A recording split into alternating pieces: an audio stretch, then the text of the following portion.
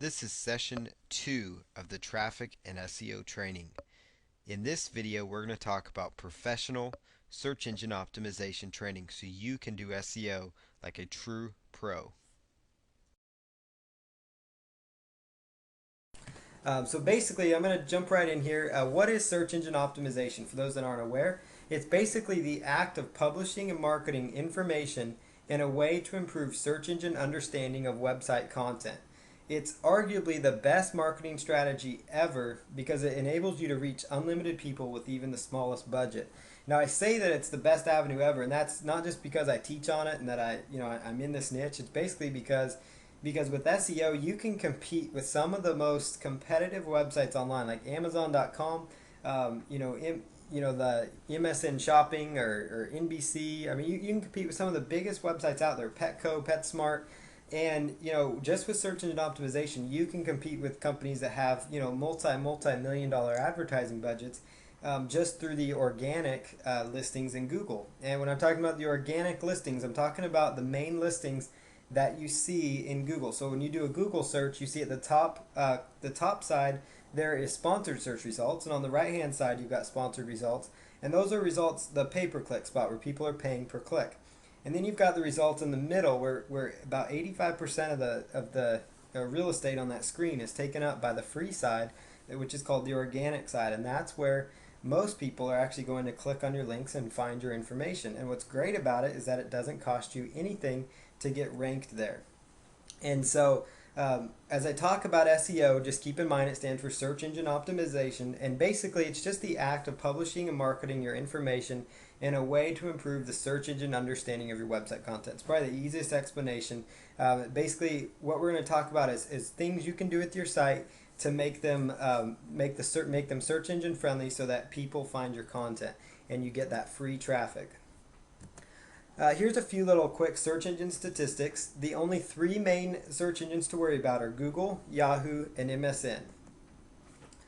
Basically, there's literally thousands of other little mini search engines, but Google, Yahoo, and MSN actually make up for about 95+% of all searches. Google alone gets 75% of all searches. And then some of the smaller search engines like Lycos and Hotbot and some of these other ones, their results are actually come as a result of Google. Google or Yahoo or MSN, one of those search engines drives those companies' results and a lot of the smaller search engines. So in all actuality, it's really pretty much like Google, Yahoo, and MSN own the search market. And there are little search engines, but you don't need to worry about them. Google gets 75% of all searches, so that's where you should focus your attention when you're doing search engine optimization and SEO and looking for traffic generation. Google's really where it's at. Now here's another interesting stat, but believe it or not, YouTube even receives more searches than Yahoo and MSN. That was a recent statistic that's come out. YouTube, when I say they receive searches, they have a search area on YouTube.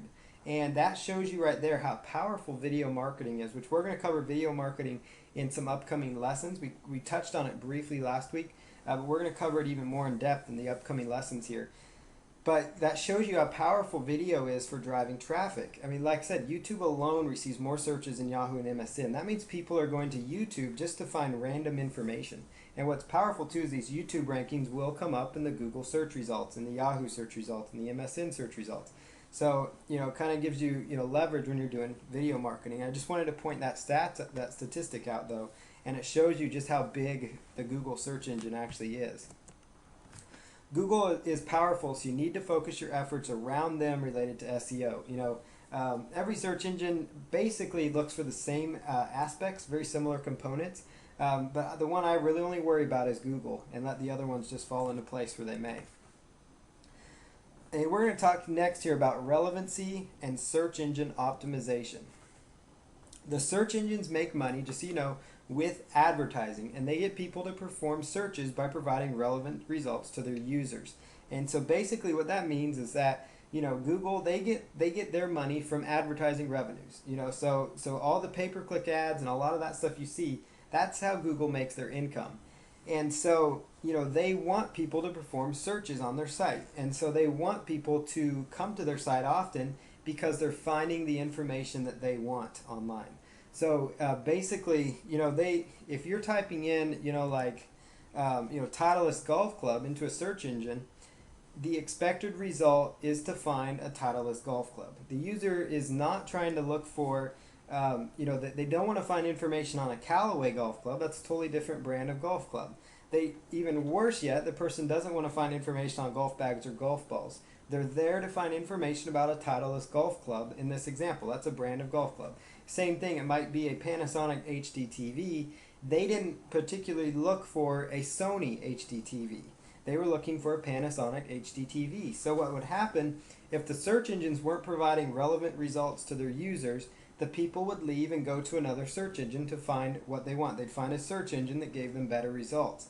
And so that's why Google and the other search engines, they want, relevant results at the top. They want your site to rank at the top, believe it or not, contrary to popular belief. They want you to have, good content. And I'm going to show you how to provide that content to Google in a way that is relevant, in a non-spammy way, so that the search engines will love your site and display it. Because it's look at it kind of like a partnership. You want to partner up with Google to help them achieve their business objective, and in return they're going to help you drive a lot of traffic. You want them, their business objective is to get users coming to their site looking for relevant results. And that's really their sole purpose online, is to get people to use their search engines. So they do everything they can to make sure relevant results are coming up. And so that's something very important to keep in mind here, and that's why I brought this slide up here. Search engines have a very vested interest in providing the best results possible, as I covered. So I just want to make that point one more time. They have a very vested interest in making this possible because that's their main business. I apologize for the background noise if you hear anything. We're actually in the middle of a huge storm here in Oklahoma, so so I do apologize if anybody hears that. We've got piles of rain and thunder and stuff. Okay, but you need to make your pages and your website as relevant as possible, and that's what we're going to talk about here in the upcoming slides.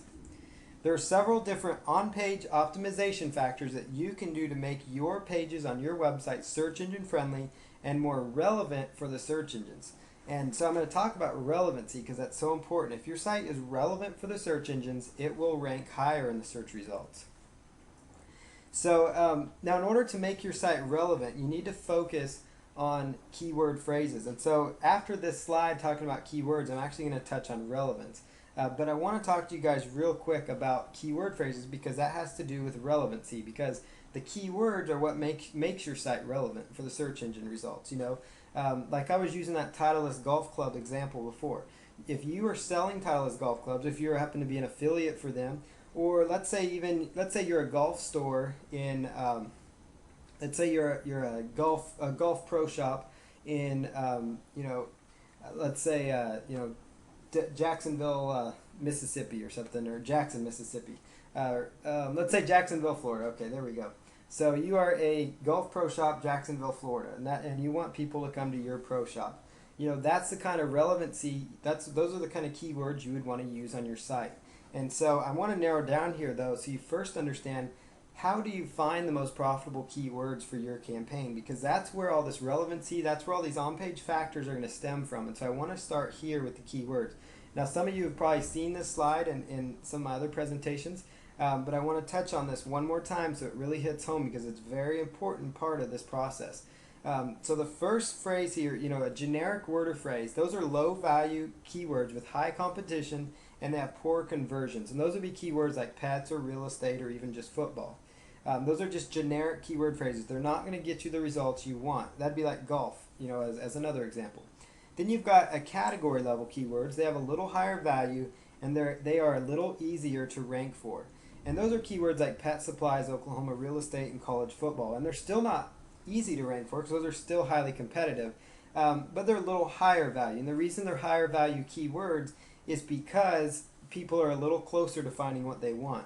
Like, I'm going to just throw this out there so you understand where I'm going with this. But if somebody types in digital cameras, that's kind of a, or cameras, that's a generic phrase. A category keyword would be like, digital cameras. Subcategory would be like 10 megapixel digital cameras. And then a specific topic would be Kodak 10 megapixel digital camera. That'd be a specific topic because it's a specific brand. And you're going to find that the specific topic keyword phrases, they may not get you the most traffic, but they're going to get you the highest value of visitor. It's kind of like if somebody types in a subcategory keyword phrase, they type in like Sacramento real estate and or pet supplies online. You know they want to buy pet supplies online. But if they're typing in automatic pet feeders, there is no doubt in your mind what they're looking for. If you type in Oklahoma City, Oklahoma apartment complexes, there's no doubt in your mind what they want. If you type in, Walla Walla, Washington, Walla Walla, Washington, winery, you know what they want. They want to look for a winery in Walla Walla, Washington, or they want to find a lawyer in, Sacramento, California, lawyer. They're not just going to type in lawyers, California, because California lawyers could mean every single city in California. That could be, a little hairy. And so you want to find and target these specific topic keyword phrases because a lot of people, will sit there and say, well, it's great to rank for real estate because it gets millions of visitors. Well, the phrase real estate, that could be everything from commercial real estate, regular real estate, apartments, somebody wanting just to learn about real estate. You really don't know what their goal is. And when they're typing in specific keywords, like maybe they're typing in diet information, weight loss information, weight loss tips. Those are keyword phrases people know what they want. They want weight loss tips. If they type in acai berry weight loss tips or acai berry weight loss, that's a little more targeted. And so I want you to keep that in your mind when you're doing your keyword research. So we're going to talk a little about how to find your keywords. You want to put yourself in your customer's shoes. What problem does my product or service solve for my typical customer? Ask yourself that question. See what people are searching for to find your website. You can use Google Analytics. It's free to set up. You could use Webalizer or you could use AW Stats. If you are using a control panel account with cPanel like HostGator or Bluehost, they come equipped with Webalizer and AW Stats. And those are located inside your control panel. And then Google Analytics is something you can find by just going to search engines and looking up Google Analytics. So just type in Google Analytics and it'll be the first result you see. And they'll show you how to install it on your website. And so that's something you want to use because it will tell you what kind of keywords people are looking for to find your website already. And it will kind of amaze you that even though you may not be doing much SEO now, you're amazed that people are accidentally still finding your site. So once you start doing SEO, it can make a huge impact for you. And you also want to consider related keywords. So if you're in the pet niche, it might be like, pet supplies might consider keywords like dog supplies or cat supplies or bird supplies as an example. So I'm going to show you on screen here next how to actually do keyword research. So the Adwords keyword tool, it's an absolutely free keyword tool that I love to use. And so I'm going to just click on that and we're going to pull up the window here. So we've got here on our screen the Adwords keyword tool is up on the screen. I'm going to just bring it over here for the recording. So right here in the Adwords keyword tool, you're going to notice it's going to ask you to enter one keyword or phrase per line. And so what I'm going to do here is I'm going to type in a main keyword phrase. So what I'm going to type in here is your main keyword. So if your main keyword phrase, let's just say it is golf balls or golf clubs. Golf clubs is your main keyword phrase. But see, that's not your highest value keyword phrase as we've discussed, but it might be, it's a keyword that gets a fair amount of searches. And that little random letter sequence that I typed in there, that's actually just, the standard, form to prevent spammers. And so you just fill that in and then choose Get Keyword Ideas. And then you'll wait just a moment. And what this is going to do, this tool is going out there into the Google database and it's pulling up the search results from Google. So it's pulling up a variety of different search results, from the Google results. And you're going to see here, right inside here, you're going to see it says, like advertiser competition, it says local search volume, and it says global search volume. So like global search volume is more like, like it says right here in this tab, it shows the approximate number of monthly number of search queries matching each keyword phrase. So this is kind of on a monthly basis. And so that's a lot of keyword for, people looking up these different topics. And, so basically it's kind of a monthly number. And it kind of gives you some idea of to how they're finding this data. Now the local data and the global data will sometimes be kind of skewed at this point, but the main thing you're looking for is you're just looking for volume. You're looking for keyword phrases that have searches over 1,000 or a couple thousand that are decent keyword phrases to go after. And so one thing you want to do then is go right over here, and you want to do a search by clicking right there. It'll actually sort them out by how many people are looking up these various keyword phrases.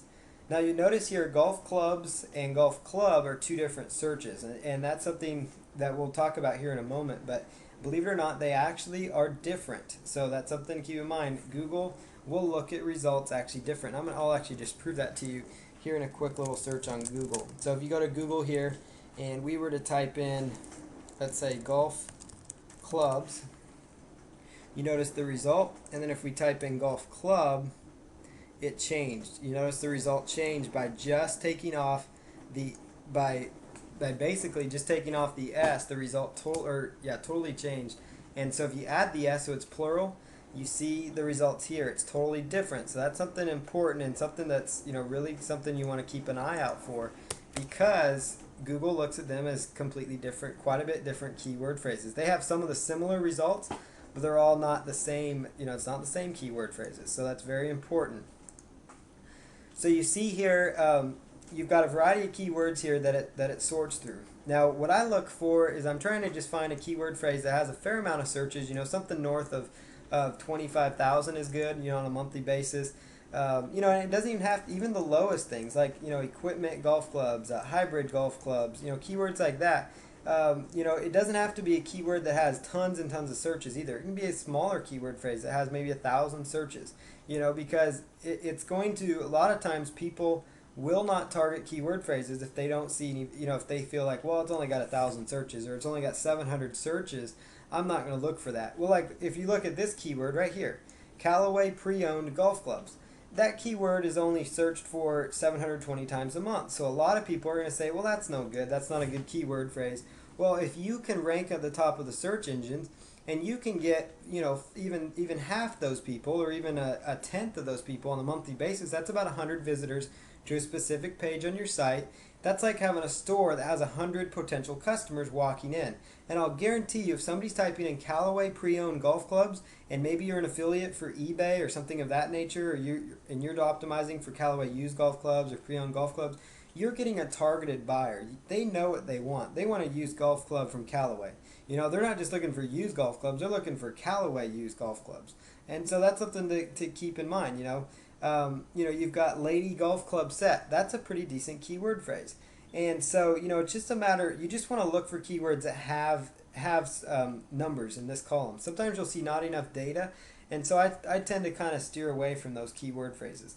So when you found a keyword phrase, it's just a matter of browsing through here, typing in your main keyword phrase, so kind of your main niche. So you might type in like weight loss into this category here, weight loss, and then just type in get keyword ideas.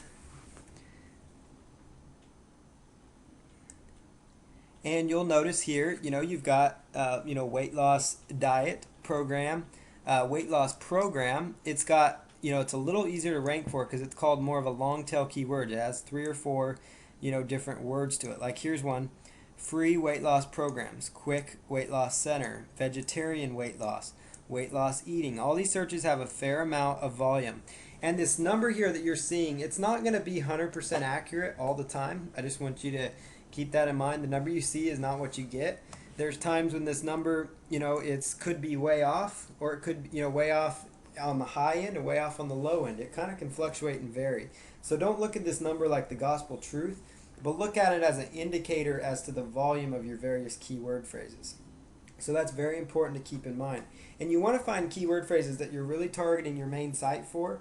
You want, like on your main page, you want to go after those keywords that get you a lot of different searches. Like if you're a finance website, you might be doing something like, small business loans. That might be your keyword phrase if you're doing like business financing or something.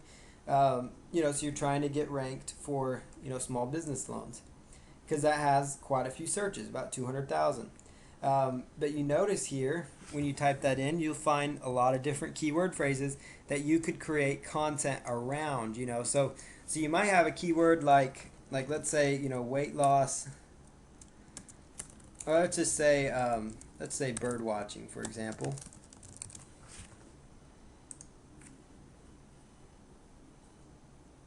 And so you type in bird watching as a niche. Well, here's the main keyword you're trying to go after. Maybe you have a site about bird watching binoculars, and it's all about bird watching binoculars as your main keyword phrase. But then you've also got on top of that additional content pages that you could write about, different pages you could add to your site that optimize these additional keyword phrases. And so you can use this tool when you're trying to come up with article ideas, when you're trying to identify article results. When you're trying to sit there and identify, okay, what kind of content could I write on my niche topic? So let's say it is a life coach, as an example. Maybe you're a life coach to help people with personal development. So we do a Google search on life coach, you'll see 201,000. You see life coaching, 110,000. Life coach training, become a life coach, personal life coaching courses, life coach jobs, Christian life coach, certified life coach, and it just goes on and on. These are all potential keyword phrases that you could, what I like to do, the best thing you can do to get yourself the best result is find a keyword that has a lot of searches, a fair amount of searches. Try to target your main, your main site around that one. Like life coach training, it's got a good amount of searches. It's not all that, extremely competitive like life coach is, but what's interesting is you'll notice here, look what's at the beginning of that keyword, life coach. So you also are optimizing not only for life coach, but life coach training. So I hope you guys can kind of see that. And so beyond that, on your life coach site, create an article around each one of these subject matters that you see. Each one of these are topics that people are looking for, and it gives you article content ideas to write about. Now, one other thing I'll do on top of using the Adwords keyword tool is I will also go and use the free word tracker tool. Word tracker is another keyword research software.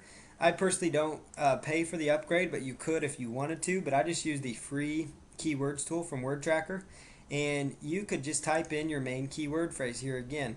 So let's say that we find a keyword phrase here, like let's say life coach training as an example, and I was going to copy that keyword phrase. Now keep in mind here, this is important to note, Google's results here are monthly, Word Tracker's results are going to be daily. So it's going to be daily results. Now, you notice here life coach training is now down to 62 searches. But what that means is that there are 62 searches per day within the Word Tracker system. And the Word Tracker system is actually feeding results from Yahoo and other places. It's not actually feeding their results from Google. So you could actually multiply that number by, quite a bit more. I usually multiply it by about 10 times, 10 to 12 times this number. So you take this number, multiply that by 10 or 12 times. About 10 or 12 times 30. So let's pull up the calculator here. So we have 62 times, let's say 10, that's 620 searches a day times 30 for the year or for the month, on average, and that's about 19,000 searches, so. And then if you go back to Google, you'll see it's showing around 9,000. So you can notice that these results are never going to be 100% accurate as to the number of searches it's actually getting. You're just looking for volume. You're looking for some significant volume, some decent size volume, so that you're getting keyword phrase that gets traffic, because you don't want to build your business on a dead end road. You want to build it where the traffic's at. You want to play in the traffic, as a business partner of mine says. So that's something you want to do. You want to be where the people are. So like McDonald's, they, a great example. Another great business friend of mine talked about, where if McDonald's were to build a franchise, they're not going to go build it on some side road. They're going to build it where the traffic's at, where the people are. So you want to build your sites where the traffic's at. That's why it's so important to do keyword research to find actual keyword phrases. So I like to combine these sites because what it tells me is that, okay, both of these keyword tools identify to me that there is traffic for this keyword phrase. So I use these tools in tandem, to determine the best keyword phrases. So again, the free word tracker tool, you just plug in your information right there and you go to town with it. So you just type that in and you're off to the races. So hope this gives you a nice little overview of using keyword research tools. So we're going to jump right back here. There's also one other thing you can do with the Google tool that I'm going to actually show you real fast. You can actually search within your competitor websites for additional keyword phrases. So I'm going to show you what I mean by that. So you notice here, if we were to go and let's just think of a niche. Let's just type in the word, let's just say rock climbing as a niche. I'm just typing that in. So let's say you happen to be in the rock climbing niche. And again, this applies if you're a lawyer. This applies in whatever niche you are. Now, one thing I do want to talk about, if you are a local business, because we have some people taking this training that are local businesses, and let's say you are a Tulsa chiropractor, because that's an example I was using. So Tulsa chiropractor on the keyword research side, you're probably going to find not. Sometimes you might even find your main keyword phrases don't have tons and tons of searches. For them, some may show even not many searches, but it's very important that you're optimizing for those, because Google sometimes will not give you. They'll sometimes show you this not enough data number when they really don't have tons of data. They haven't pulled it. Doesn't mean that keyword's not being searched for. So in those local search cases, you need to determine what keyword phrases your customers are going to find you for. And those are keywords like, if I'm in Tulsa, Oklahoma, and I want a chiropractor, I'm going to type in Tulsa, Oklahoma chiropractor. I'm going to type in Tulsa chiropractors. I'll type in Tulsa chiropractors okay. Tulsa okay chiropractors. Same thing for dentists. It might be Chicago, Illinois dentist, Illinois dentist, Chicago dentist. You get the idea there. So don't get discouraged if you don't see any searches, for your niche. Just, if you're in a city, especially if you're in a smaller city, it's still important that you're targeting keyword phrases, with your keywords, but just think up some keyword phrases that your customers would use, and that's for the local results. But if you're trying to go on like a national scale, rank for keywords like Titleist Golf Club and things like that on a national scale, you want to try to narrow down what kind of volume you're working from. So now here in this rock climbing example, I want to show you how to use another tool to find some more keyword phrases. If I was in the rock climbing niche, I would just type in rock climbing, and I would just go right over here and copy the URL, rockclimbing.com here. And whatever niche it is, you can do this for any of your competitor websites.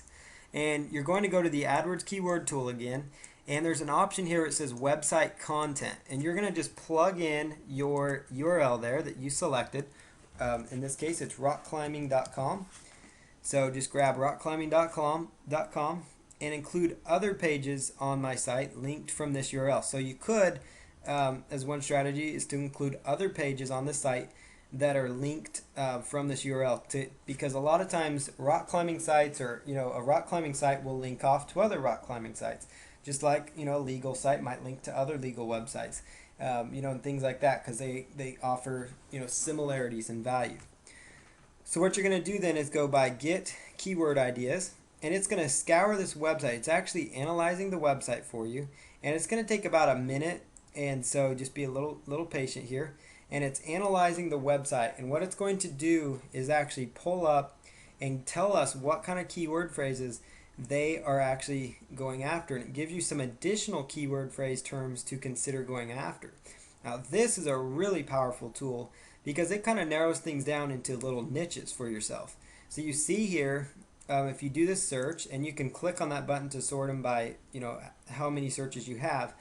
Rock climbing shoes, that's an entire niche in itself, and so you could identify, and so like if you're in a niche and you see stuff like this and you're not targeting those kind of keyword phrases, you could say, wow, I didn't know rock climbing itself could be a niche. I need to be focusing on that too. I need to add that to my arsenal. So you see here, rock climbing shoes in this example is right there, rock climbing shoe without the S, mad rock climbing shoes, 510 rock climbing shoes, discount rock climbing shoes, evolve rock climbing shoes. All these came from me analyzing a competitive website, and I identified some additional keywords. So here's under rock climbing indoor, rock climbing gear, rock climbing equipment, rock climbing gym. It goes on and on and on. So that's another powerful way to use this Google AdWords keyword tool. Just like Google's a leader in search, I feel like Google has some of the leading tools that you can use to identify keyword phrases. And they have this set up for people, using AdWords to identify keywords to go after. But you can also use it, obviously for SEO to identify your keyword phrases. So I would definitely use not only the search feature, so descriptive words or phrases where you type in your niche, I would also use website content, because even if you think, okay, well, I have no clue, but I know this is a site that's a competitor of mine, just put in that URL, and then it will pull up some other ideas for you. Like here's rock climbing as an idea. Okay, and so then you go right back over here and say, okay, I'm going to consider indoor rock climbing. So you just type in indoor rock climbing in here, and you're off to the races, because you're going to notice here, indoor rock climbing, and you'll notice it's going to bring up a whole nother list of results just related to indoor rock climbing. And so finding content for you to write about, there should be no issues whatsoever, because you're going to notice here, like basically I tend to focus more on the global side with Google, just so you know. You're going to notice here a lot of these say not enough data, but you see some that have some search volume within them. So it's something for you to look at and say, okay, even though they have very little competition, these are keywords that I could rank for and get some traffic for. Like indoor rock climbing in NYC, New York City, indoor rock climbing supplies, indoor rock climbing Buffalo, New York, indoor rock climbing Massachusetts. So you get the idea. But rock climbing itself, indoor rock climbing had 130 additional keyword phrases that Google had within their database somewhere. So it's very important to do keyword research before you start taking on, this stuff, because you need to make your sites relevant for these keywords. And so now that you kind of have an understanding of keyword research, I'm going to dig into some more ways to optimize your site. But we're going to continue real quick here with where we left off. So what you can do then is, run Google searches is another strategy that I found to identify keyword phrases. So I'll show you what I mean by that. So let's just pull up a Google search window here, which I have. And if I were in, let's just throw out another niche market here. And let me just say, let's say personalized jewelry was my niche. So you are a jeweler and you did personalized jewelry. We type in personalized jewelry into Google. Now, a lot of this stuff right now I'm doing is unrehearsed. So, you guys can see it's very, very live, so you can kind of see how I think. So type in personalized jewelry. That's your main niche. And then scroll to the bottom of Google, and they have a feature here where it says searches related to personalized jewelry. And it says personalized gold jewelry, sterling silver personalized jewelry. These are related searches that Google has identified that other people look for when they're in this niche. So now you type in personalized gold jewelry, you click on that, and it will narrow down even more results. And it will say, okay, so have you considered custom made gold jewelry, Ferguson jewelry custom rings, antique custom jewelry, custom gold chains? So then you click on that, and you kind of get the idea, because it kind of helps you identify, okay, here's personalized gold necklaces. That's a keyword I hadn't thought about. So you take that keyword phrase and you copy it, and you can come right over here to the AdWords keyword tool again. And you can kind of now, I hope, understand how this tool works together. And I'm spending a lot of time on this keyword research part just because keyword research is so vital to your online business. It's a very, very important aspect to your web business. So you type in personalized gold necklaces, and you notice that does have some search volume behind it. So that's getting about 1,900 searches. Personalized gold necklace without the S is about 3,600. It's got quite a few more searches. So that could tell you, okay, I should target some page around personalized gold necklaces. Or maybe I should start selling them. Or maybe I should do an ebook on how to take care of your personalized gold necklace. Whatever the case might be, you get the idea of how you can, just by using regular Google search results, you can identify more keywords to go after that you may not have uncovered even in the AdWords tool. Or sometimes you could just start with the regular Google search to start identifying some keywords that don't have tons of competition, because like pet supplies, that's tough to rank for. But you start doing things like like pet feeders, and you're going to start seeing, okay, that's getting a little more narrow. And then you start doing things like automatic pet feeders. And this is a site that I'm a very small owner on, but you'll notice here, we compete. There's sites, Amazon, some other big sites that are trying to compete for that, eBay, and a few others, out there that are trying to go for these different keyword phrases. And that's all just because of powerful SEO strategies. And so let's just jump right back in here. And another thing, you can do the same thing I just showed you with Google using the MSN Live search. You can just go to msn.com or live.com, L-I-V-E, and run a search on their search engine. And on the right-hand side, as it is right now, they have what I just showed you in Google at the bottom. They give you related searches. Google Insights, that's another really powerful tool. And I'll show you that real fast, and then we'll jump back to a little more content here. The Google Insights tool is another fabulous tool for you to use in your arsenal. And so let's just pull that tool up here. And you're going to see here where it says all search terms, or excuse me, it says search terms. And so you want to add your search terms. So it might be, let's say tennis is your search term, because that's kind of your broad niche. And I want to identify what I'm doing here. So you want to put in kind of your broad niche here because you kind of want to see what's been going on with your niche over time. And you're going to notice here that there's a variety of different elements that you can gather from just typing in tennis or your main niche here. You'll notice here this is the interest over time dating back to January 2004. And you notice how it fluctuates and kind of goes up and down. Notice how it might be going down slightly. It's on its way back up. You can also notice, look at this. There is a big interest for tennis in Australia. There is a huge interest in France and Switzerland, and the United States is clear down at number 8 for tennis.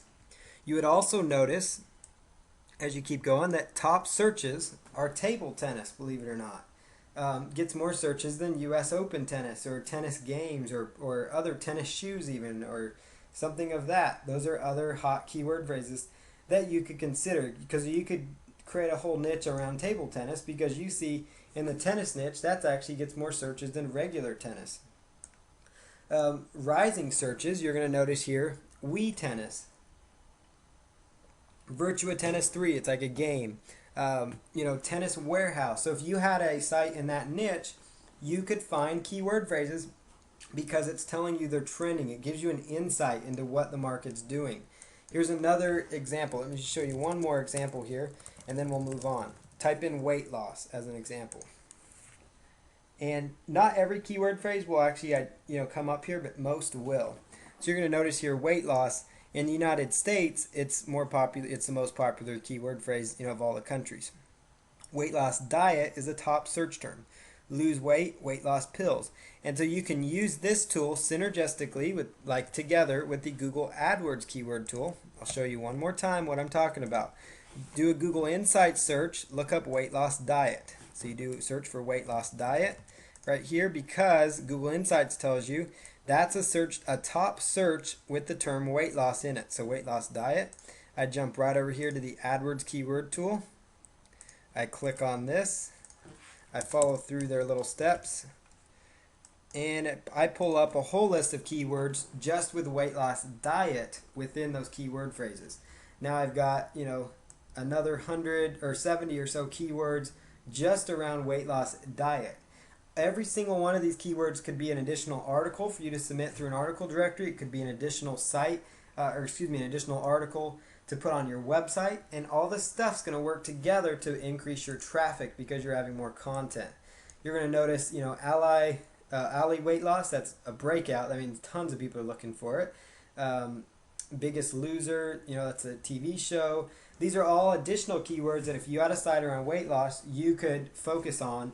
Or you could even develop an entire niche around these. So it's also kind of a great tool for niche research.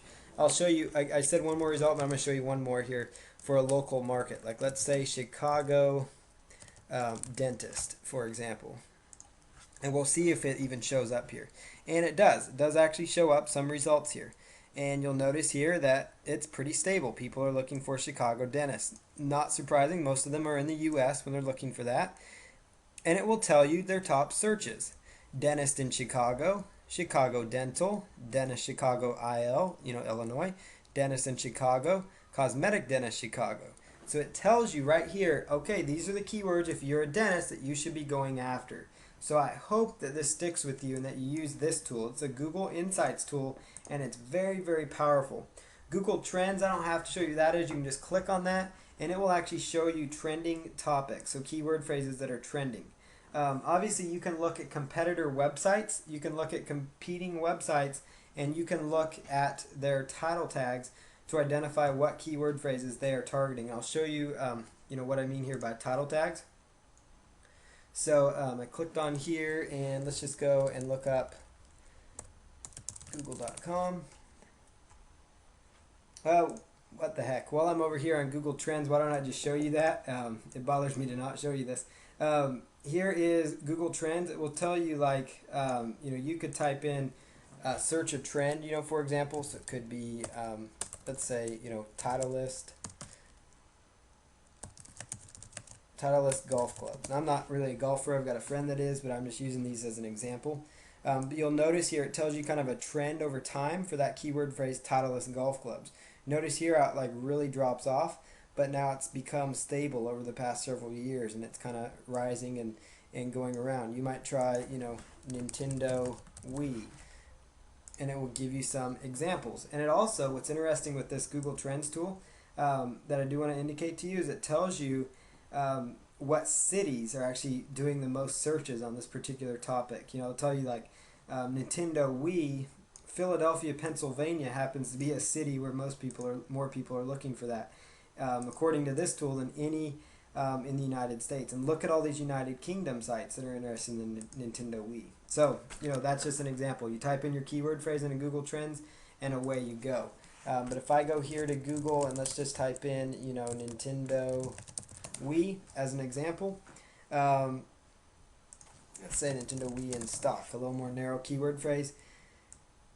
This is the title tag, which I'm going to address here in a moment. This is the title tag, and so you could just type in your main niche, and all your competitors will come up, and you can look at their title tags to identify keywords they are using. The blue clickable part is your title tag.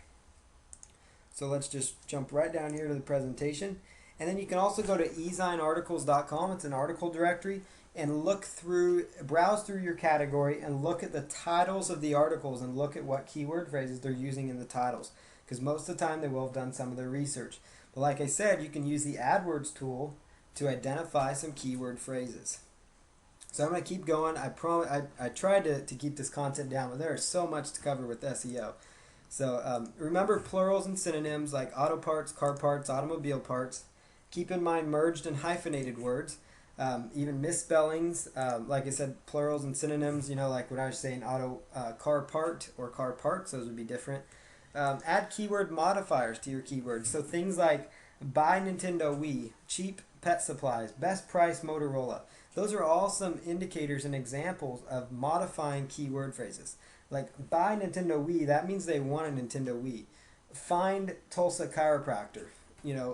Find Chicago lawyer, find Los Angeles realtor, things like that. Add those keyword modifiers to your keywords, or add them into your keyword research tool and see if there's actually traffic for them.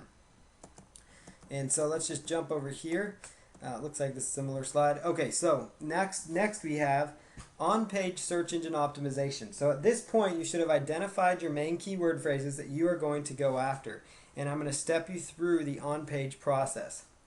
One very, very important factor is title tags. Another important thing to consider is using your meta tags on your site. And the next very important strategy is your header tags within your site. And then we're going to cover your internal link structure, your URL structure, the links on your site, and the structure of your actual content. So here is the title tags that I'm going to talk about here. Title tags are very important, like I showed you in Google. It's the number one factor. They're the single most important on-page ranking factor out there. You should really, really take this to heart. This part to heart. If you take this into action this week and Google picks up the results you do, just by accident, you will start seeing an improvement in your search results. A lot of sites make the mistake of having their title tag read very random things like home, or it might say untitled, or their title tag isn't related. Their title tag might even just have their business name, which that doesn't do a business any good to have your title tag up there. You need to have keyword phrases. And a lot of businesses say, but I need that for branding. Well, put it at the end of your title tag, because if they know your business name, you already have them as a customer. You're in business and you're doing SEO to get new customers. So make sure you put your pride aside and go for your keyword phrases in your title tag. You need to have your keyword phrases. I cannot emphasize that. I'm very passionate about title tag part, because you cannot get by with SEO and you will not see an improvement in your search engine rankings if you do not focus on this factor. It's very important. It's near essential. It's a very essential part of search engine optimization. So now when you're looking at the code on on a particular page, this is what it's going to look like. And I'll show you here what I'm talking about here. If I were to pull up let's just say a random site here. Um, so I pull up this website right here as an example, and I go to view and I do page source. So notice I just did the search view and page source.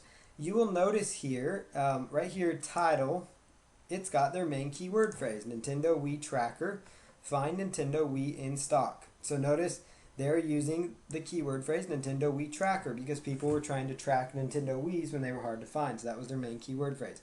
And then Nintendo Wii in stock, that's a secondary keyword phrase they're trying to go for. Nintendo Wii in stock online, that's another long tail keyword phrase. You notice how they're using their title tag. And this, when you're inside of your web editor, like it might be a standard basic web editor, like there's some free ones called NVU. Some more common ones used are Front Page or Dreamweaver. And you click on the code view section of your website, you are going to see right inside the code view of your website, you will see the title tag. It would be between this wording, title, Title, with carets on the left and carets on the right. And then there's going to be another set that says title, but this one at the end is going to have a forward slash. And so inside that tag, that's where you write your keyword phrase in there. And oftentimes, by default, they will just call that tag, like untitled one or something like that. So that's something for you to keep in mind. So that is where you go with title tags. You want your keyword-rich title tag to show up right there. Now, if you're using WordPress, your main homepage title tag can be manipulated and changed by simply going inside your WordPress and changing the name of your site under the settings.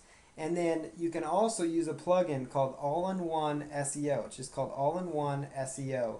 And you can use that plugin to actually change your title tags on your homepage. And so we're going to be covering WordPress later on in this training, not in this particular call, but in future ones. And we'll show you how to do that in there. But if you have any questions on that, contact me anytime this week regarding WordPress. As far as if you have any questions on changing your title tag, please ask because it's such an important part. The title tag should contain the exact phrase you are trying to rank for. The exact main keyword phrase should be at the very beginning because search engines read left to right. When I say SES, that stood for search engines. Search engines read from left to right, just like we read. They will put more importance on your keyword if it's at the left than they would if it's more towards the right. They read left to right. They look at that, and so you want to try to have your main keyword phrase because that's going to tell them that is most important on that page. That page is going to be relevant, there's that word again, for the keyword phrase that you identified from the previous steps. You should try to repeat the keyword phrase or a plural/singular version of it somewhere in the title tag. That's going to help you get the best benefit possible. Now, I'm not saying that you just say your keyword phrase 3 times in a row or 2 times in a row even. Put it in there if it makes sense, and I'll show you some examples here. So for example, keep in mind that the singular and plural keyword phrases come up differently in the search engines, like I showed you. And that's why, golf club and golf clubs was 2 totally different search results. So that's why it's important, to go after those. Tulsa chiropractors and Tulsa chiropractor would bring up 2 different search results. Car dealership, car dealerships will bring up 2 different keyword phrases. So for example, laptops and laptop produce totally different results. You want both of those in your title tag. Here's an example of how that works. Dog collars. Find the best dog collar for your dog. So that would be your title tag. Dog collars is your main keyword phrase with the S.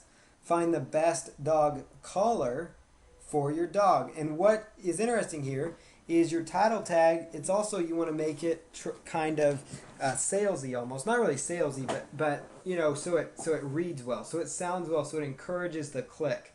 Because it's one thing to get people to your site, to come up in Google. It's another thing to encourage them to click among all the other options to click that they have on the Google search engine. So you want to make sure you sell the click. So dog collars, find the best dog collar for your dog. Notice I'm using the plural and singular there. Now weight loss, there's really not a plural of weight loss, but I'm trying to incorporate weight loss twice. Weight loss, your source for weight loss tips. Weight loss articles, your source for weight loss article, or weight loss tips or something like that. So you notice how I kind of bring those together. And these again were samples of good title tags. And I'll show you here, I'm going to jump off the page here one more time though, just so you understand again what the title tags are and where I was going with this. So let's just say here, I'm using the Google toolbar in case you're wondering. So you notice here, Tulsa, Oklahoma chiropractors. Notice here inside the title tags, and you guys will probably recognize this little ugly site that I designed just real quick, and I haven't even finished it. But notice I'm on the first page. That proves it right there. You all saw me with this website. But notice this title tag. I'm very proud of this title tag. Tulsa, Oklahoma chiropractors. Find a Tulsa chiropractor today. So you notice how that's got the keyword phrase. So notice that again is the title tag. That is in the title tag of the website. That's what the search engines picked up. So there you have the title tag. And so there's that as an example. So if you have any questions this week about title tags, let me know, because as you see here, it's the most important factor, because these are all title tags that search engines are looking at and for. So let's go right over here to meta tags next. Meta tags and meta description. The meta tags, including the meta keywords and the meta description, they have a very minimal part of ranking, of making you rank high in the search engines, but they should be used. Now you probably say, why on earth would I say that? They have a minimal role. They used to play a big role until people started spamming them like crazy, and putting in keywords like Amazon, when their site was just about, their site was about a totally different subject like golf clubs. They're putting in Amazon or other random high searched for topics just in their meta keywords to try to rank for, because search engines used to rank them that way. Your meta description is especially important because it is what the search engines will typically pull from the search results to actually include below your title tag. So you need to include your main keyword phrase for the page in there and some sort of a call to action. I'll show you what I mean by this. So if we go right over here, and let's say, let's just use the Chicago dentist example.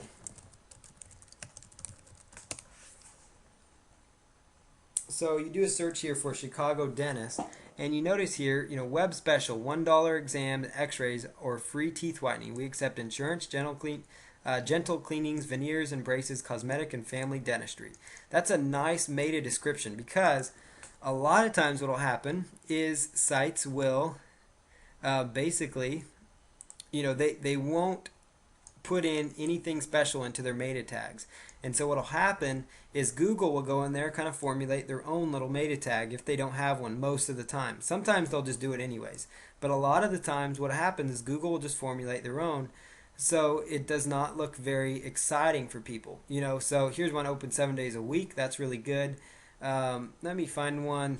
These people have done pretty good on this first page, but let's see. Chicago Dentist Guide. Okay, so here's one. This isn't very exciting. Chicago Dentist Guide, 1833 Dentist Chicago, 1833 Dentist Chicago Reviews, Cosmetic Dentist, Endodontitis, Orthodontist, and all these other big words. That's not very exciting to read that in your meta description. That's not very exciting, and so, this is a lot more exciting. Web special, $1 exam and x-rays or free teeth whitening. That makes me want to click. That makes me want to click on their website. Now I want to point out something here so you understand. Look at their title tag. If you're trying to look for a title tag on your website or any website at all, look at the top left-hand corner of your browser. Whether it's Mozilla or Internet Explorer, that keyword phrase will show up there. So notice how they are doing a fabulous job of using Dentist Chicago, Cosmetic Dentist, Orthodontist Chicago. So now they get the keywords Chicago Cosmetic Dentist, Dentist Chicago Cosmetic, Chicago Orthodontist, Orthodontist Chicago. They have all those up in their keyword phrase in their title tag. So here's their little website. It's very clean, very basic. But you notice how they've done that. But they encourage the click because unlike everybody else, these other ones, they actually said web special, $1 exam, and I want to find it. Now, here you go, special web offer. That's a great deal to have a $1 exam. I don't understand how that works, so it makes me interested. It gets me intrigued. And so it's kind of interesting to figure out what this is all about, what they're about. but notice how you want to sell people on your click. And so you not only want to be slightly creative in your title tag if you can. If you cannot, don't worry about it, but use your meta description, because that's your opportunity to encourage people. If you do not use it, Google would just pull something at random. Like Google could say something like they might just pull something that says Chicago dentist orthodontics cosmetic dentist Chicago. Now they're kind of stuffing keywords up here, but it is working for them. But you notice that's what Google may have pulled if they've defined an actual meta description. And so that's something for you to keep in mind, and as to why you need to use a meta description and why you want to use a meta description. So the meta tag should be used very carefully, but it should only include the page's main keyword phrase. So if that page on your website is targeting working capital financing, that should be in your meta keyword phrase. If that page is targeting the keyword phrase, wood nutcrackers, like the little dolls at Christmas, wooden nutcrackers, then that's what that page is targeting. If that page is targeting popcorn supplies or popcorn machines, then that's what it's targeting. If it's targeting antique popcorn machines, then that's what your meta tag keyword will say. But you also want to try to use it in your meta description, and the reason you use it is not as much for the search engine rankings, but it's more for relation. People typed in, you're trying to rank for a keyword phrase, antique popcorn popper, for example. Obviously, if they type that in, that's what they want to find. So if you include that in your enticing sentence, you could say, find the best variety of antique popcorn poppers here.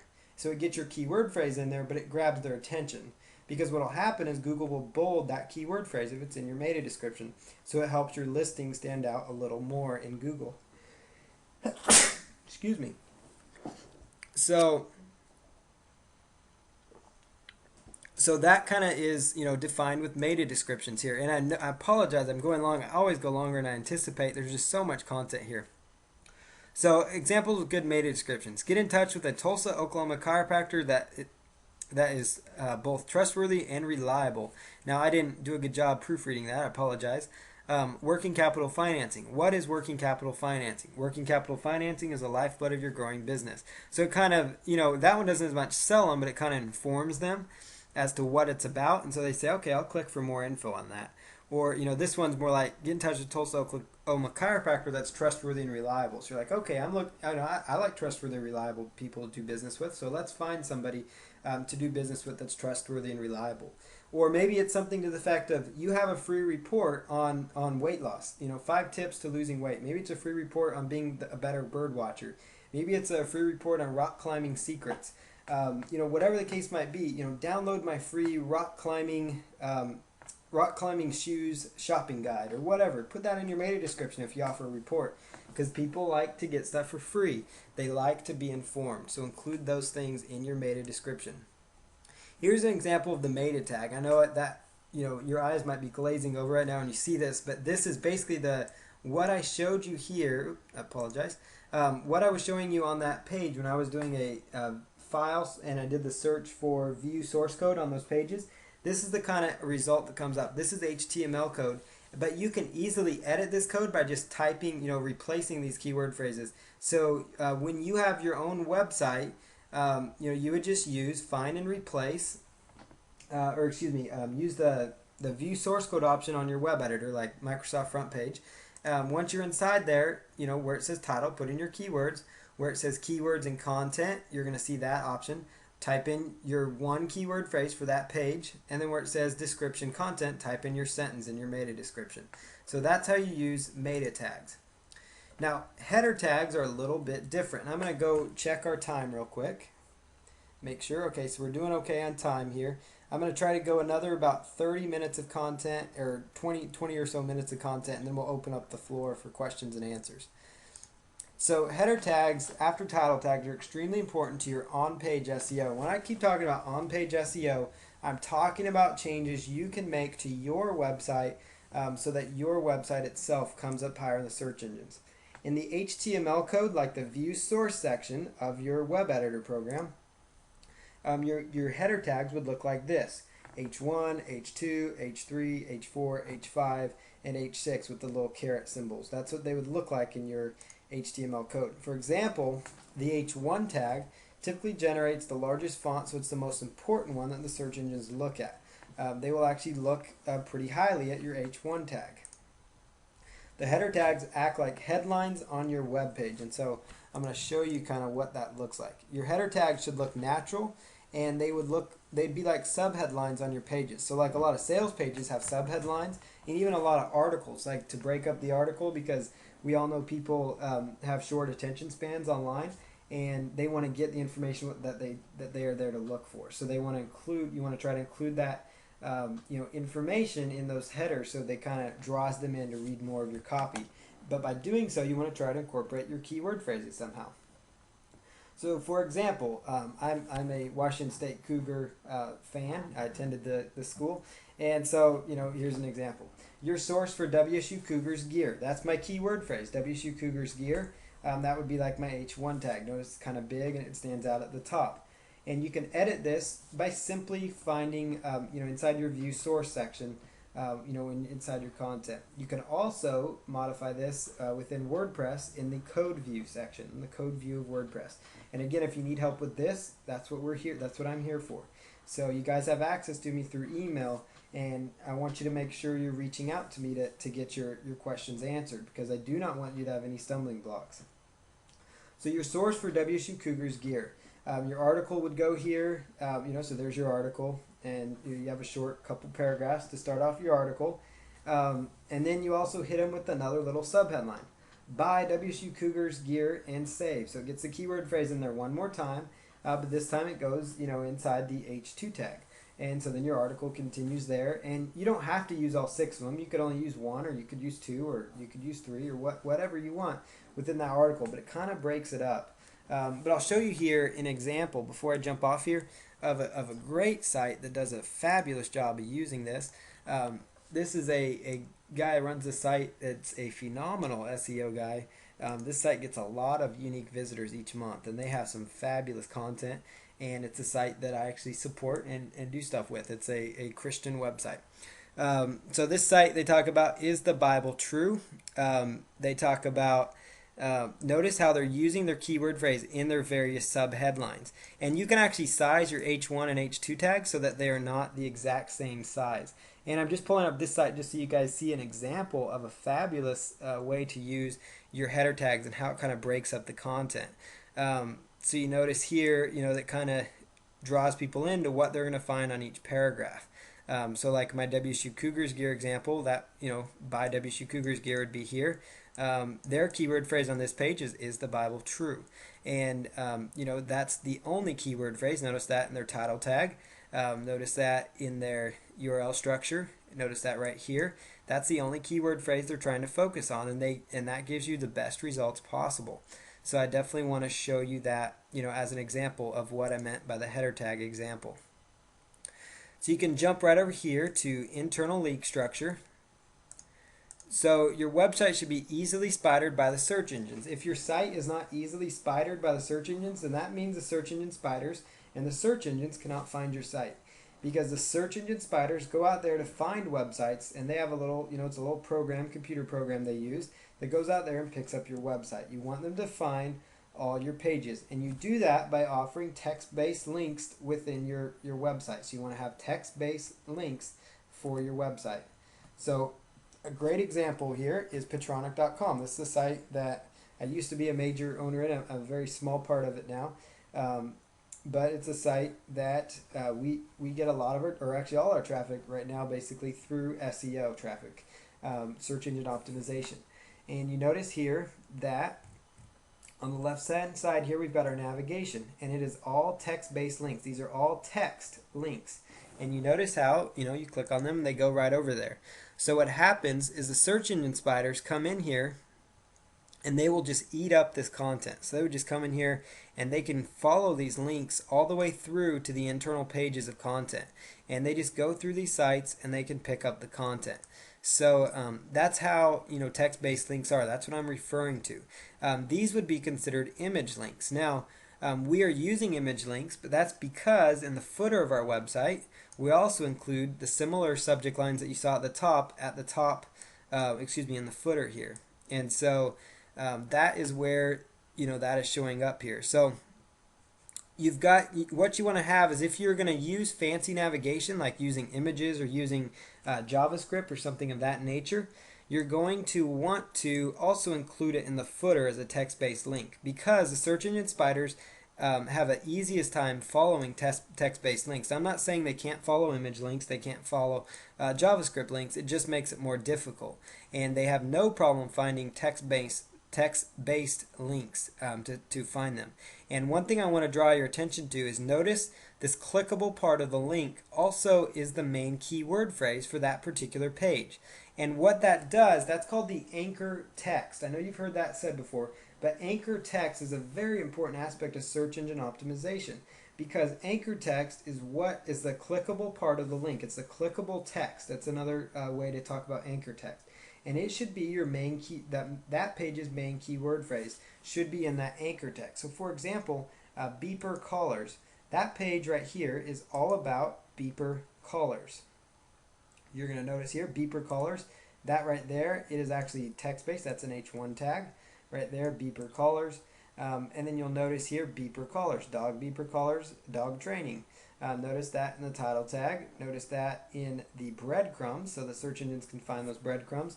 And also in our URL structure. So it's very, very clean. It kind of just, it's very well optimized. And what happens though when you're doing this is, the actual website itself will rank higher in the search engines when you're, basically it'll help these internal pages of your site rank when you're telling the search engine spiders what to expect. Like they know because beeper colors is in the anchor text that if they go through this text, they're going to find beeper colors. So it gives your site, your page, a little relevancy boost because on this page there's content about beeper colors because that's what's being sold here. Now you could also have text down here if you wanted to or other things, but this is a site that just sells products. So it's basically focused more on just products as content, So each one of these beeper colors, if you click on it, it goes even further and you'll notice Dogtra 2500 T and B 400 yard training and beeper color. That's a brand of color. That's a specific keyword phrase. Dogtra, notice again in my title tag. I just want to keep reiterating these points to you so you understand how the search engine optimization all works together and why you want to have the relevancy. This page is very relevant for this keyword phrase. So that's something very important and essential for you to consider. You need to use anchor text when you link into pages within your site. The keyword should be part of the link. So right here is an example. Whoop, let me go right back here. This is what your link would look like. And this says, you could actually copy this down when you watch the recording.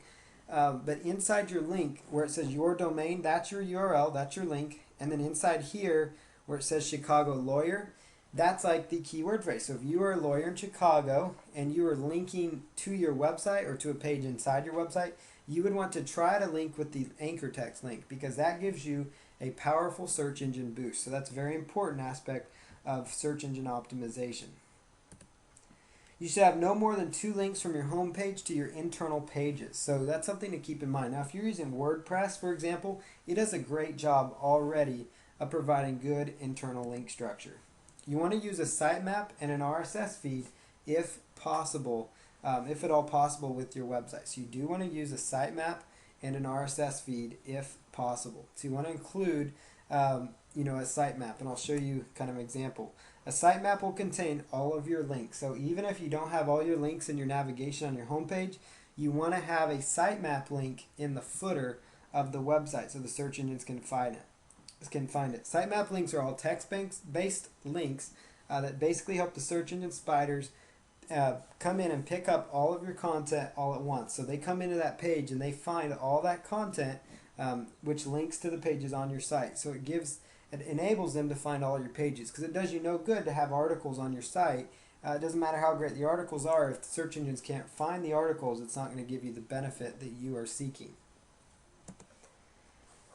The URL structure in here, let me jump off here and quickly show you an example of an actual sitemap. So let me jump right over here.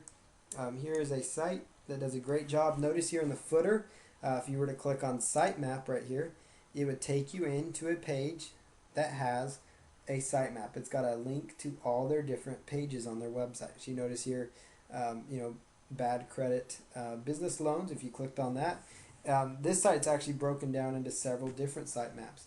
But basically, you get the idea here of how a sitemap works. You can access a sitemap from the footer of the website. That's usually the most convenient place to put it. So it's a text-based link that the search engines will look for and grab, and they will use that. Another thing that will function very similar to how a sitemap will function for you is the RSS feed. And if you're using WordPress, by default, your site will have an RSS feed. Your URLs or links should contain your main keyword in it. So for example, it should be like yourdomainname.com / Miami-pest control. So if you are a pest control service in Miami, or maybe you have a site related to pest control and you're just targeting different, so maybe it's like, floridapestcontrol.com, and then you have subpages related to each different city and the keyword phrase pest control. That's just an example here. So floridapestcontrol.com / Orlando Pest Control. Floridapestcontrol.com / let's just say Jacksonville Pest Control. Different cities in Florida. And then you get the idea, Tampa Bay -pest -control. The reason you want to try to use the dashes within those links is because the search engines will actually look at the dashes as actually spaces, and so it actually will give you another spot where your keyword phrase will show up in the search engines. So for example here, if you had a site about tennis and you have a subpage about Wilson tennis rackets, it'd be like Wilson-tennis-rackets.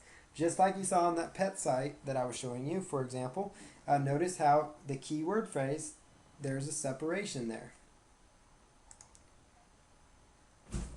So the next thing here, I just want to make sure everybody still hears. Okay, so the next thing you do here is you want to make sure that you have your keyword phrase separated by the dash. And if you have WordPress, you want to use the permalinks from WordPress to do this. So you want to name your HTML. You also want to name your HTML files in your web editor, and you want to do this on your future pages. So if you're using let's say you're using front page, for example, and you go to File, Save As, because that's how you save your pages when you create them. Just save it as, Miami-pest-control, your-keyword- here, you get the idea. So I'll show you here real quick how to use the permalinks within WordPress. So let me just go right over here to paulcounts.com / go to my administration side of things. And let me actually use a more recent website here.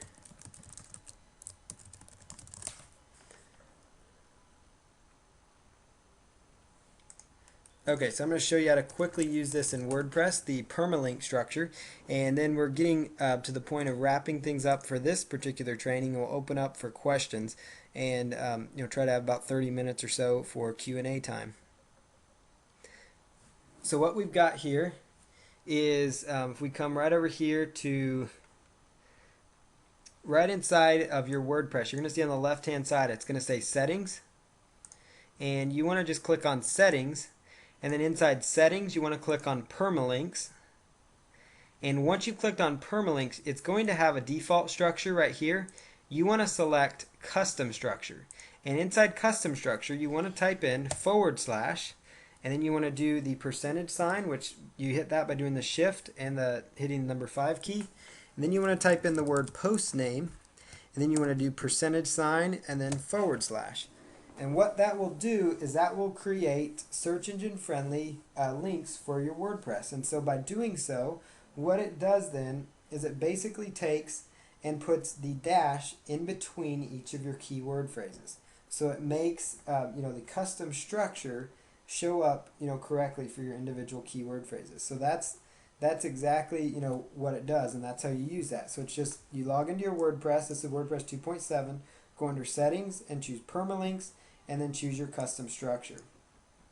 And then the next thing that you're going to do then is you're going to go right over one other thing inside WordPress that I just want to point out to you real fast while I'm back here. Notice here under the general settings, notice here it says blog title. Even if you don't have the all-in-one SEO plugin installed, you can put in your keyword phrase inside the blog title, and that will give your overall site the main keyword phrase. And then usually by default, even just with the default setting, WordPress will actually put your main keyword phrase inside the article titles of your individual post. But if you actually are using the all-in-one SEO plugin, I'll show you how to use that when you're adding new content. So if you're right here and you chose add new content, and this is going back to the example, so you write in your article title, you write in your article, and then you scroll down to where it says all-in-one SEO pack, and that's the plugin you're going to want to write down. It's all ALLIN1ONE SEO pack. And then where it says title, you could actually put in whatever title tag you want using the examples I showed you from the training. For the description, you put in your nice meta description, because that will enable the search engines to possibly, you can entice people. You can sell the click within the search engines because you can create your meta description that way. And then you can put in your keywords, separate your meta keywords, which in this case is just the main keyword phrase you're trying to go after. So that is how you do, the URL structure. And so the next little bit here, we're almost done here, I promise. So that's how you do your URL structure. You want to try to do dashes to separate things. Now, content structure. This is very important. Your articles on your site should contain your main keywords near the beginning of them. So you want to write your articles so they're unique, so they're relevant, so they have high quality content. But you really, in order to tell the search engines that an article is relevant for a particular keyword phrase, like let's say the article is on Wilson tennis rackets. If you don't mention Wilson tennis rackets in the first paragraph or two, it's not going to look very relevant to Google, nor to the person using it. So you want to look out for your users, because they're there to find a Wilson tennis racket. So if your site happens to come up for that keyword phrase, because you've used it in your title tag and your URL structure, but you don't talk about Wilson tennis rackets till paragraph 3, it's not going to do your users any good. So because they may think, well, I didn't, I'm not finding the content I'd hoped to find on this page, for example. So, in your content structure, you would have like the title of your little article on that page be an H1 tag. And in case you're wondering, if you're using WordPress, and I keep talking about it, but WordPress will automatically put the main title, it goes right into an H1 tag by default. So that's something for you to keep in mind. So it's already done for you whenever you create your post. So that's why it's important to try to incorporate your keyword phrase in your article titles within WordPress. And if you're just using standard HTML to do your sites, that's not a problem at all. Just go ahead and put in your main keyword phrase in there. And so you want to try to have your main keywords, your main keyword phrase, so if it's Wilson tennis racket, you want to try to mention it at least one time or so in that first paragraph. Now, there's nothing. Articles should be broken apart with the header tags in between if possible.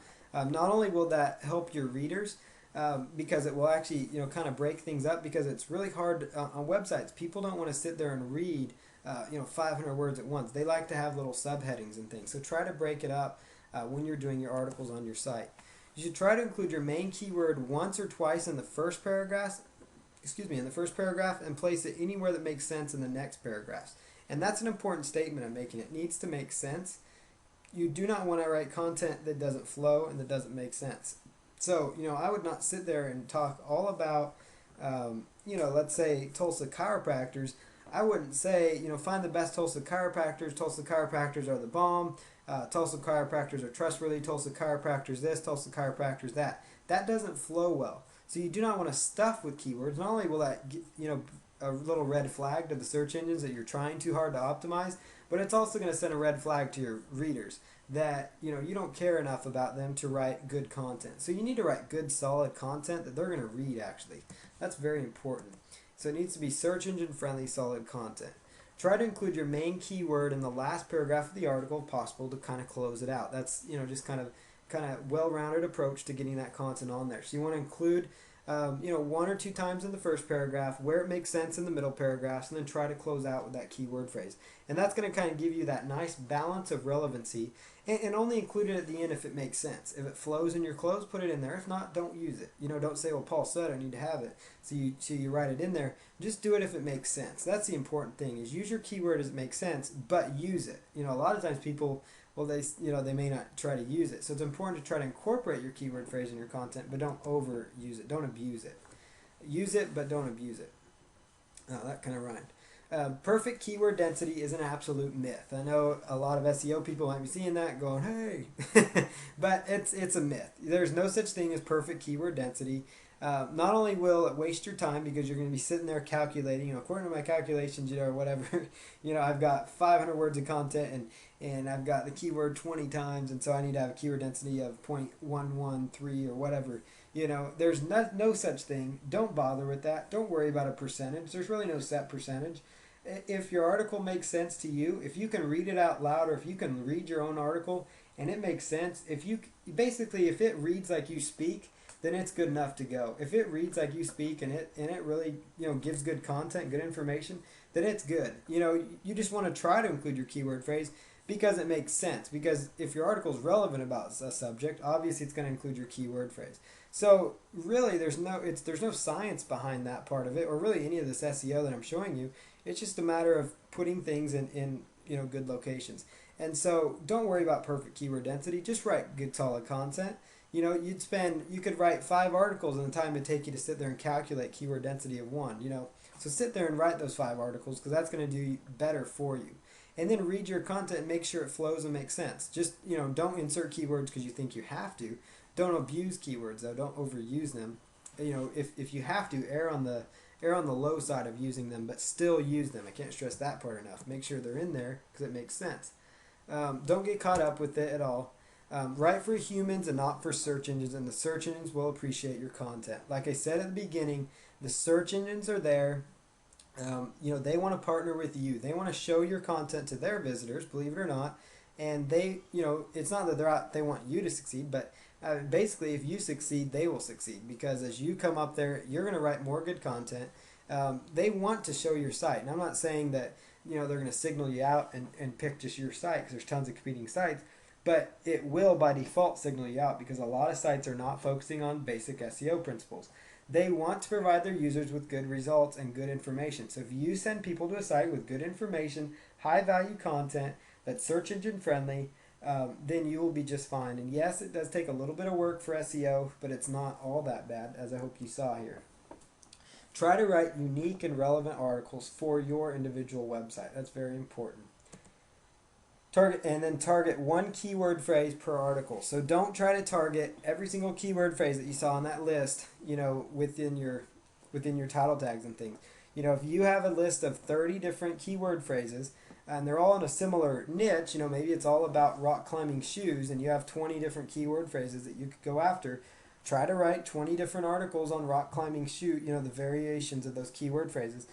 If you can, if you can write good content on only 5 of those 20 keyword phrases, then only use 5 of those because you can write, because there's no sense in writing, having 20 spammy articles on your site, if they're all real short, low value content. But if, let's say you have 20 keyword phrases related to rock climbing shoes, and you could easily pull out of 20 keyword phrases 5 solid articles, and then target each one around one or two, one mainly specific keyword phrase that you use in your title tag, that you use in your URL link, that you use in your headings, and that you try to use inside your content.